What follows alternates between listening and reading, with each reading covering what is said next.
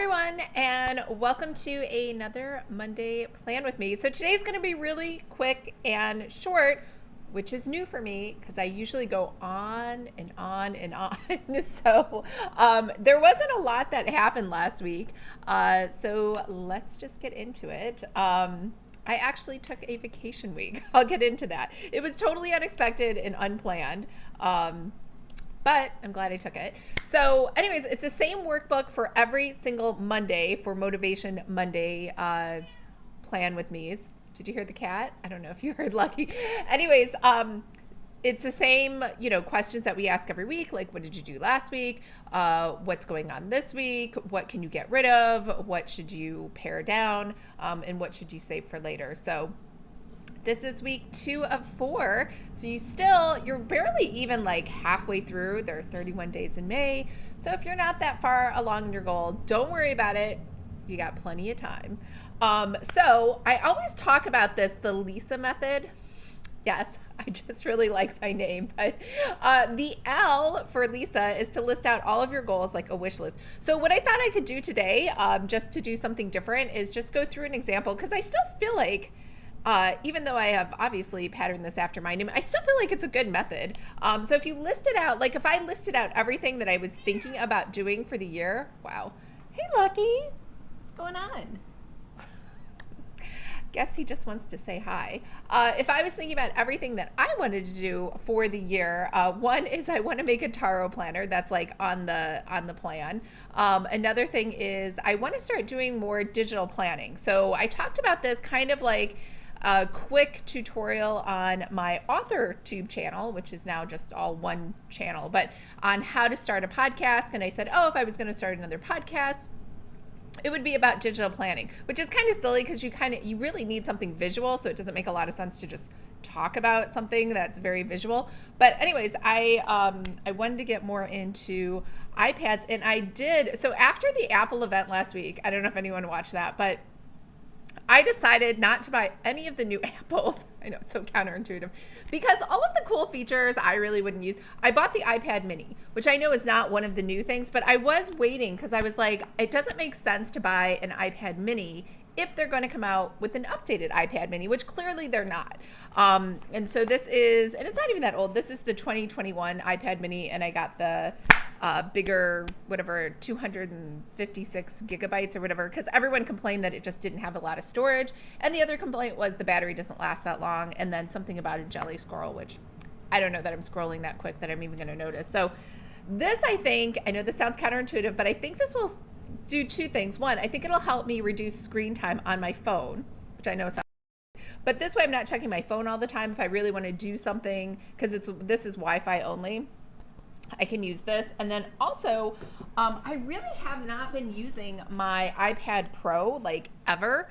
So I think having the smaller one will just make it a little easier. We'll see how it works out. I will report back next week and let you know how it goes. Also, the intro to Canva 101 is still up there. Obviously, that is definitely on, am I frozen? The supposed updates that they're doing on, what do you call it?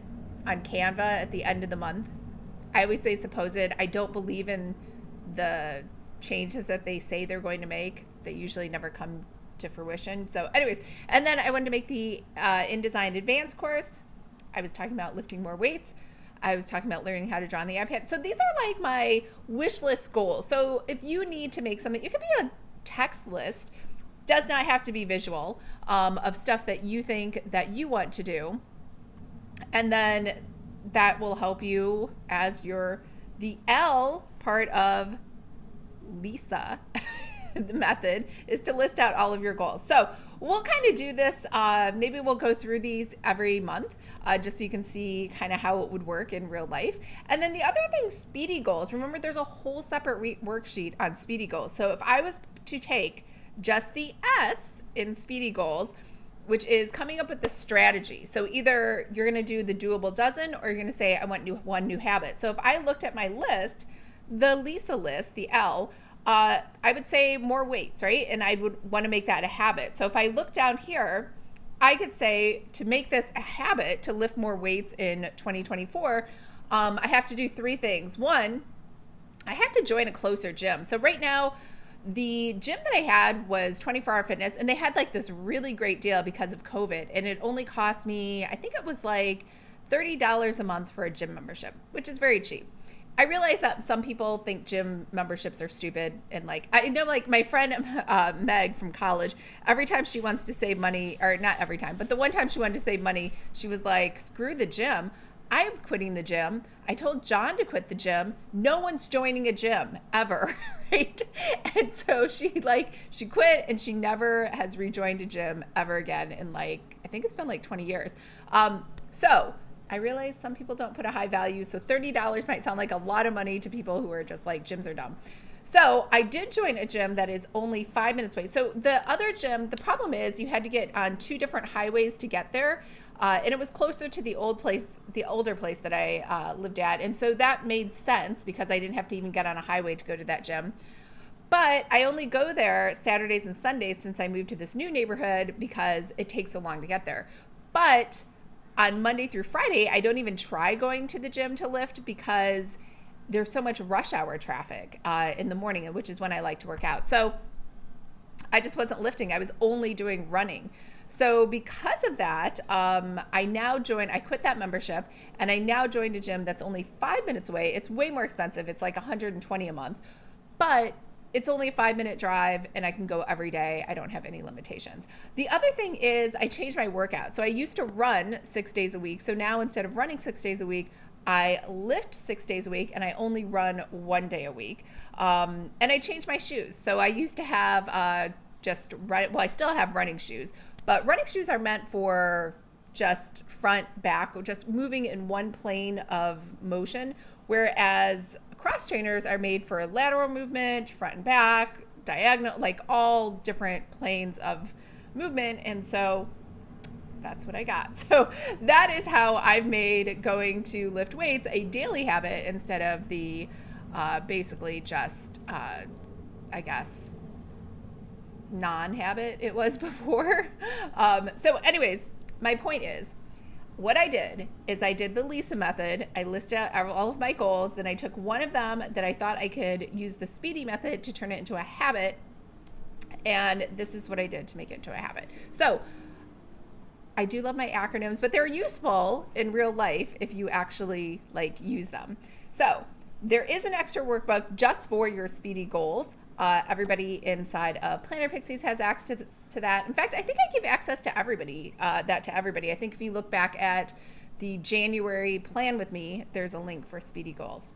So your one May goal, mine is still the same. Nothing has changed.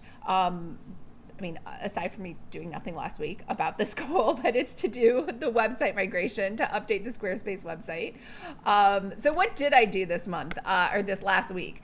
I did read 2 memoirs. I read Total Recall and I read Jackie Chan, which I actually dislike memoirs and biographies, like as a general rule.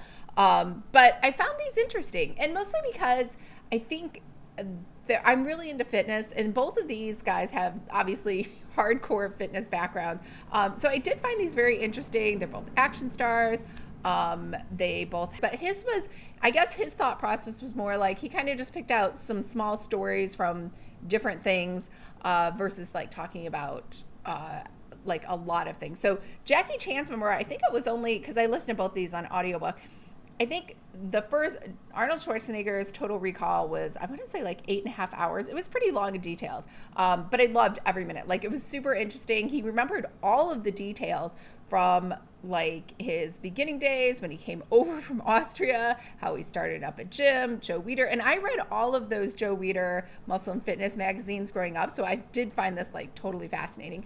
And then Jackie Chan, obviously I've seen all his movies, and it was just nice to read another memoir from someone who's Asian as well. So his were short. His book, I want to say it only took me like 2 hours to get through. It was so fast, where you were like, oh, I wish he had like talked more or said more things, but it could just be a language thing too. I don't know. But anyways, I thought I would say 5 stars for both. I found both of them fascinating.